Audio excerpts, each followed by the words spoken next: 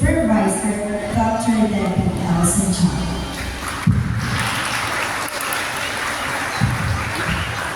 Morning.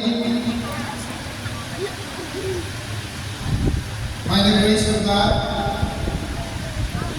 I therefore certify that these candidates for graduation, movers and completers have fully satisfied the requirements prescribed by the Department of Education under the junior high school and senior high school curriculum and ready to face the Matapag curriculum. To Dr. Debbie Lasam, the private and public school supervisor, they are now ready for confirmation now.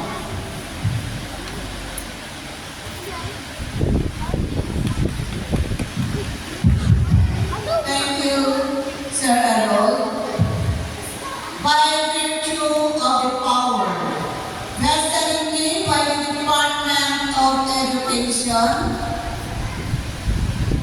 and as a representative of the office of the school's division superintendent, Ma'am Rachel Presbyterian Yana, I, being your public and private schools district supervisor, have the honor and privilege that after having known from your school director, Bishop Errol Ramos, that you have successfully completed the academic requirements set by the higher-ups in K-12 basic education curriculum in kindergarten, junior high school,